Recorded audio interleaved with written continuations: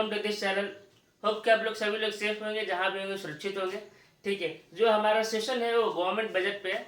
Already हमने 4 जो session है उसको कंप्लीट कर चुके हैं, जिसमें हमने गवर्नमेंट बजट क्या होता है, उसके ऑब्जेक्टिव्स क्या हैं, कितने टाइप्स के होते हैं, जिसमें हमने बजट रिसिप्ट, बजट एक्सपेंडिचर पढ़ा था। बजट रिसिप्ट में भी देखा था 2 टाइप का होता है, रेवेन्यू रिसिप्ट और कैपिटल रिसिप्ट। फिर हमने देखा था रेवेन्यू रिसिप्ट में भी 2 टाइप्स के होते हैं, 2 टाइप के सोर्स से आता है पैसा। तो इसमें देखा था tax, non tax. Capital receipt में हमने देखा था। फिर जो बजट एक्सपेंडिचर है वो भी 2 टाइप का होता है, रेवेन्यू एक्सपेंडिचर होता है और बजट कैपिटल एक्सपेंडिचर होता है। तो यहाँ तक हम आप होप कि आप लोग का सभी लोग का कंसेप्ट जो है क्लियर होगा। अब आज का जो टॉपिक है उसमें हम देखेंगे कि डेफिसिट्स क्या होते हैं। आपने बहुत बार नाम सुना होगा कि बजट डेफिसिट्स हो गया, फिजिकल डेफिसिट होता है, जो हालांकि हमेशा न्यूज़ में रहता है। ठीक है, फिजिकल डेफिसिट के बारे में आप जानते होंगे। तो अलग अलग 5 तरीके के डेफिसिट्स होता है। ठीक है, तो जिसमें बजट डेफिसिट्स होता है, रेवेन्यू डेफिसिट्स होता है, फिर आपका जो इफेक्टिव रेवेन्यू डेफिसिट्स होता है, फिर आपका प्राइमरी डेफिसिट होता है और फिजिकल डेफिसिट होता है। मोस्ट इंपॉर्टेंट है ये फिजिकल डेफिसिट, इसी से भी क्वेश्चन आता है। लेकिन आप सारा का सारा चीज को जाने रहेंगे तो अगर कहीं से भी अगर बोर्ड्स एग्जाम में क्वेश्चन आता है या अदर कॉम्पिटेटिव एग्जाम में भी क्वेश्चन आता है तो आप इसको इजीली इसको हैंडल कर सकते हैं। ठीक है, इस वीडियो को स्टार्ट करते हैं और देखते हैं कि बजट डेफिसिट्स क्या होता है। देखिए, बजट डेफिसिट्स एक ऐसा सिचुएशन होता है जहाँ पे जो बजट एक्सपेंडिचर जो होता है गवर्नमेंट का और जो बजट रेवेन्यू दोनों के बीच में गैप होता है। मतलब जो एक्सपेंडिचर है, सरकार जो है वो ज़्यादा खर्च करती है, बट रेवेन्यू जो है वो बहुत ही कम आता है। सपोज करिए कि जब पेश करता है गवर्नमेंट, ठीक है, जो फाइनेंस मिनिस्टर है अभी जो हमारे करंट है वो निर्मला सीतारमण है। ठीक है, तो वो जब बजट पेश करती है तो उस समय ही बजट में क्या होता है कि एक्सपेक्टेड बताना होता है कि रिसिप्ट कितना होगा और कितना खर्च करने वाले। तो सपोज करिए कि उन्होंने बताया कि इस साल जो है वो 100 करोड़ रुपया 100 करोड़ ठीक है आने वाला है, मेरा रिसिप्ट है। बट एक्सपेंडिचर वो कितना कर दिया एट द एंड तक 110 करोड़। ठीक, तो यहाँ पे क्या हो गया, डेफिसिट हो गया ना। आपका जो एक्सपेंडिचर है वो ज़्यादा है लेकिन रिसिप्ट जो है वो कम है।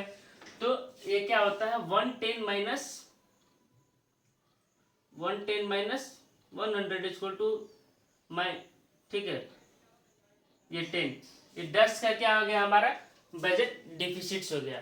तो देखिए, अब बजट एक्सपेंडिचर गवर्नमेंट का और बजट रेवेन्यू के बीच में क्या हो गैप हो, मतलब एक्सपेंडिचर ज़्यादा हो और जो रेवेन्यू जो रिसिप्ट है वो कम हो। तो एक्सपेंडिचर में कौन कौन सा एक्सपेंडिचर है, मैंने बताया था आपको पिछले सेशन में भी कि इसमें रेवेन्यू एक्सपेंडिचर भी आएगा और जो कैपिटल एक्सपेंडिचर है वो भी आएगा। तो रेवेन्यू और कैपिटल आ गया, और जो रिसिप्ट है उसमें भी रेवेन्यू रिसिप्ट आएगा और कैपिटल रिसिप्ट आएगा, दोनों का ऐड करेंगे। तो बीडी इक्वल टू बीडी मतलब budget deficit equal to BE, budget expenditure minus budget receipt. ठीक है, अब नेक्स्ट समझते हैं रेवेन्यू डेफिसिट्स।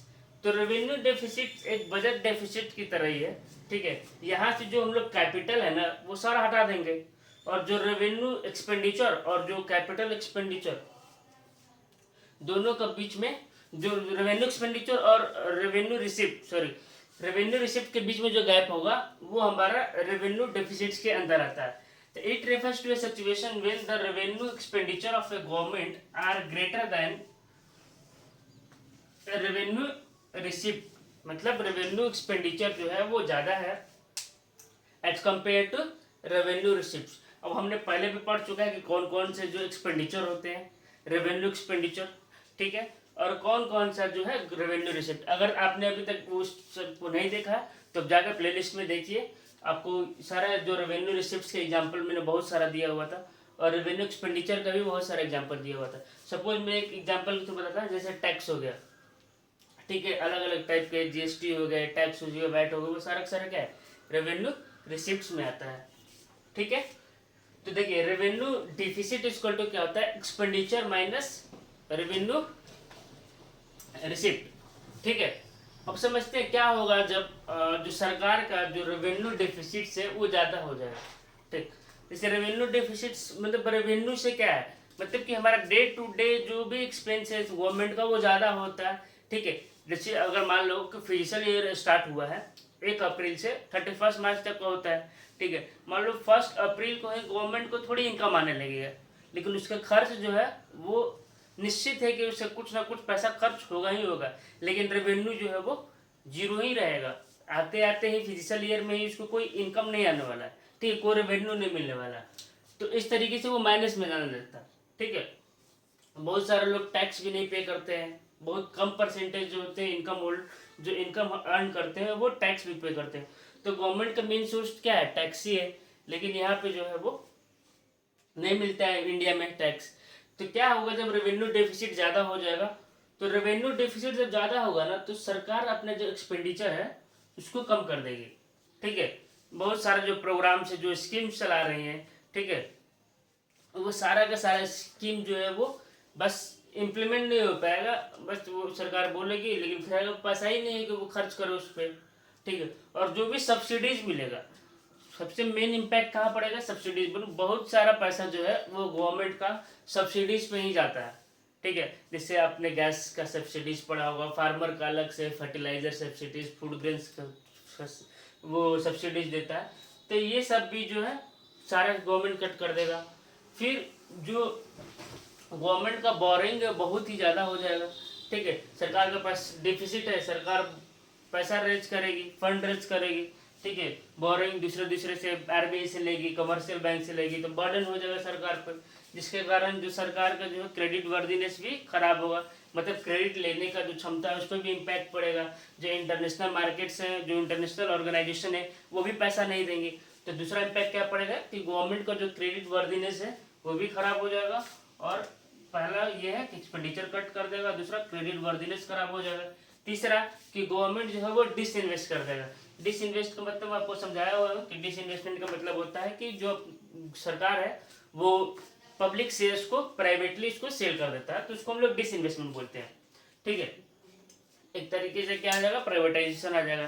प्राइवेटाइजेशन आ जाएगा तो उसका आपको इम्पैक्ट पता ही है, ड्रॉबैक। मैंने पहले भी वीडियो में बता चुका हूँ कि प्राइवेटाइजेशन का मेन ड्रॉबैक क्या होता है कि जो ज़्यादा अमीर है वो हमेशा अमीर होते जाएंगे, और जो गरीब है वो कभी रेज नहीं कर पाएंगे। तो जो इक्वालिटी है दोनों के बीच में कभी आ ही नहीं पाएगा, ठीक है। तो ये भी सिचुएशन बहुत ही खराब हो जाएगा। गवर्नमेंट का इंटरवेंशन होना बहुत ही जरूरी है इकोनॉमी में, ठीक है। तो ये तीन इम्पैक्ट होगा अगर रेवेन्यू डेफिसिट ज़्यादा होगा तब। अब समझते हैं फिजिकल डेफिसिट्स क्या होता है। देखिए, फिजिकल डेफिसिट कुछ नहीं है, ऊपर वाले का सेम है, बट जो बोरिंग होता है ना गवर्नमेंट का, उसको हम लोग माइनस कर देते हैं। तो गवर्नमेंट का बोरिंग क्या होता है, तीन जगह से होता है, ठीक है। आरबीआई से लेता है, कमर्शियल बैंक से लेता है, और जो भी फॉरेन इंस्टीट्यूशंस होते हैं लाइक आईएमएफ, वर्ल्ड बैंक, उनसे भी पैसा लेता है। तो जब टोटल एक्सपेंडिचर जो सरकार का ज़्यादा होता है, टोटल रिसिप्ट से एक्सक्लूड करते हैं अदर देन बोरिंग, बोरिंग को छोड़ के, ठीक है। तो फिजिकल डेफिसिट मतलब होता है total expenditure minus total receipt other then boring. Other than boring याद रखिएगा, ठीक है। तो जो फिजिकल डेफिसिट होता है वो ये दिखाता है कि जो गवर्नमेंट है वो कितना टोटल बोरिंग कर रहा है, ठीक है। तो physical deficit is the estimation of total boring by the government.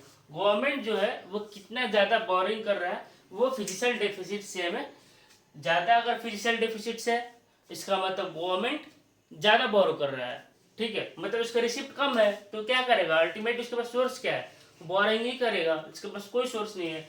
तो जब भी अगर फिजिकल डेफिसिट ज़्यादा होगा तो बोरिंग हमेशा ज़्यादा होगा, ठीक है। और इसके जो इम्पैक्ट्स है वो हम देखेंगे कि अगर फिजिकल डेफिसिट ज़्यादा होता है तो क्या क्या इम्पैक्ट पड़ता है। देखिए, पहले तो आपको समझ में आ गया होगा ये, मतलब टोटल मतलब एक्सपेंडिचर ज़्यादा होता है, ठीक है, then total receipt other than borrowing. Borrowing को एक्सक्लूड करके जो भी रिसिप्ट होते हैं उसको माइनस करेंगे तो हमारा फिजिकल डेफिसिट आ जाएगा, ठीक है। अब इम्प्लीकेशंस में समझते हैं इसका इम्पैक्ट क्या पड़ेगा। अगर फिजिकल डेफिसिट ज़्यादा होता है सरकार का तो इसका मतलब क्या होगा कि फिजिकल डेफिसिट ज़्यादा होगा, इसका मतलब जो रिसिप्ट है गवर्नमेंट का बहुत ही कम हो रहा है। तो खर्च करने के लिए जो डेफिसिट है उसको मैनेज करने के लिए सरकार क्या करेगा, ज़्यादा से ज़्यादा पैसा लेगा। पैसा कहाँ से लेगा, आरबीआई से लेगा, फॉरेन से लेगा, कमर्शियल बैंक से लेगा, ठीक है। तो ज़्यादा पैसा लेगा तो इकोनॉमी में पैसा क्या होगा, बहुत ही ज़्यादा आ जाएगा। तो इकोनॉमी में जब पैसा ज़्यादा आएगा तो मैंने बताया हुआ है आपको कि जब मनी का जब फ्लो ज़्यादा हो जाता है तो हम उस चीज़ को क्या बोलते हैं, इन्फ्लेशन बोलते हैं। इन्फ्लेशन आ जाएगा मतलब कि लोगों का परचेजिंग पावर बढ़ने लगेगा, जो प्राइस है जनरल प्राइस वो भी बढ़ने लगेगा, जिसको हम लोग क्या बोलेंगे, इन्फ्लेशन आ जाएगा। इन्फ्लेशन को मतलब महंगाई। अगर आपने अभी इन्फ्लेशन का वीडियो नहीं देखा है तो जाके अभी प्लेलिस्ट में देखिए, मैंने इन्फ्लेशन को बहुत अच्छे तरीके से समझाया हुआ है, क्या इससे कितने काउजेज है और ये इकोनॉमी पर कैसे इम्पैक्ट पड़ता है उसके बारे में भी बताया हुआ है। ठीक है, तो इन्फ्लेशन स्पायरल, पहला इसका इम्प्लीकेशन क्या होगा, इन्फ्लेशन स्पायरल में मनी सप्लाई बढ़ जाएगा, आरबीआई से वो लोन लेगा, आरबीआई से बोरिंग करेगा गवर्नमेंट, जिसके कारण जो प्राइस है जनरल प्राइस लेवल बढ़ने लगेगा और जिसके कारण जो हमारा इन्फ्लेशन आ जाएगा। ठीक है, दूसरा समझते हैं नेशनल डेट। जब ज़्यादा नेशनल डेट होता है क्या होगा, लोग गवर्नमेंट के पास पैसा है नहीं तो वो क्या करेगा, अलग अलग जगह से लोन लेगा तो वो क्या बोलते हैं, डेप्ट बोलते हैं उसको। तो जितना ही ज़्यादा नेशनल डेप्ट होता है उतना ही जो हमारा जीडीपी है वो डाउन, जीडीपी पे जो इम्पैक्ट है बहुत ही ज़्यादा होता है, जीडीपी ग्रोथ ही नहीं कर पाएगा। ठीक है, जीडीपी नहीं ग्रोथ करेगा, क्यों, क्योंकि जितना इनकम है जीडीपी का वो सारा का सारा वो हमारा जो बोरिंग है उसको पे करने में हम यूज करने लगेंगे। ठीक है, आप जिससे लोन लिए उसको तो लोन तो देना ही देना है। ठीक है, तो सरकार क्या करेगा, नेशनल इनकम का जो भी जीडीपी है उसी का जो पैसा है वो चुकाने में लगा देगा। तो फिजिकल डेफिसिट से दूसरा इम्पैक्ट ये पड़ेगा, नेशनल डेट इंक्रीज हो जाएगा। तीसरा जो क्राउडिंग आउट, इसके बारे में थोड़ा समझते हैं अच्छे से। ठीक है, क्राउडिंग आउट का मतलब होता है कि जैसे जैसे जो हमारा फिजिकल डेफिसिट बढ़ता है, ठीक है, तो वो क्या होता है, गवर्नमेंट का जो बोरिंग है वो भी बढ़ने लगता है। ठीक है, गवर्नमेंट अलग अलग जगह से पैसा लेने लगती है। जब गवर्नमेंट जो है अलग अलग, मान लो 3 इंस्टीट्यूशन है, तीनों से पैसा लेने लगी गवर्नमेंट, ठीक है, अपना जो फिजिकल डेफिसिट है उसको कम करने के लिए और इकोनॉमी को चलाने के लिए, तो जो पैसा उन तीनों इंस्टीट्यूशंस के पास था जितना, वो क्या होगा, कम हो जाएगा। तो कम हो जाएगा तो वो जो प्राइवेट इन्वेस्टर्स हैं उनको अगर किसी चीज़ का ज़रूरत पड़ता है तो वो नहीं दे पाएगा, क्योंकि जितना पैसा था वो तो सारा सरकार ले लिया, तो बहुत कम पैसा बचा है प्राइवेट इन्वेस्टर के पास। इसी को हम लोग बोलते हैं क्राउडिंग आउट। ठीक है, तो आप इसको ये कंसेप्ट को समझ गए होंगे। क्राउडिंग आउट का मतलब क्या होगा, सिंपल है कि सरकार जो है वो सारा इंस्टीट्यूशन से पैसा ले लेगा, जो पैसा ले लेगा तो इस इंस्टीट्यूशन के पास पैसा बहुत ही कम रहेगा कि दूसरे को देंगे, तो जो इस तरीके से जो इम्पैक्ट पड़ेगा वो प्राइवेट इंडिविजुअल पे, जो अवेलेबिलिटी ऑफ फंड है वो डिक्रीज हो जाएगी। ठीक है, टू द प्राइवेट इन्वेस्टर। ये समझ में आ गया।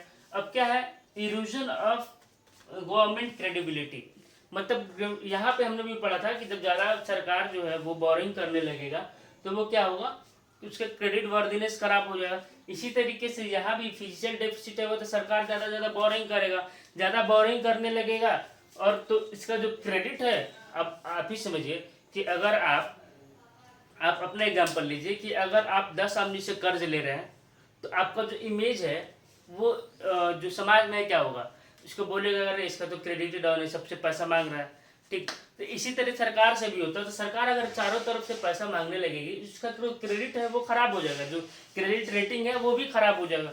तो जिसके कारण जो इंटरनेशनल जो इंस्टीट्यूशंस है वो मे भी डिनाई कर दे कि हम पैसा नहीं देंगे, तुम्हारा ऑलरेडी इतना सारे लोगों से पैसा लिए, वो उन लोगों को पैसा नहीं दे रहे हो। तो जो वर्ल्ड बैंक है, जो IMF है, वो मे भी डिनाई कर दे। ठीक है, तो उनकी नज़र में क्या होगा, गवर्नमेंट का जो इमेज है वो खराब होगा। तो जब फिजिकल डेफिसिट ज़्यादा होता है तो ये सारे के सारे जो है इम्पैक्ट पड़ते हैं। होप कि आपको ये समझ में आ गया होगा। अभी जो करंट हमारा फिजिकल डेफिसिट है वो 9.3% ऑफ GDP। देखिए, ये सारा का सारा जो डेफिसिट होता है ना वो GDP से कंपेयर करते हैं कि कितना परसेंट ऑफ GDP जो है हमारा फिजिकल डेफिसिट से। ठीक है, कितना परसेंट हमारा GDP का रेवेन्यू डेफिसिट से और कितना परसेंट डेफिसिट था जो गवर्नमेंट डेफिसिट से। ठीक है, होप कि आपको ये वीडियो पसंद आएगा। वीडियो पसंद आए तो लोगों के साथ शेयर करें ज़्यादा से ज़्यादा। ठीक है, थैंक यू सो मच।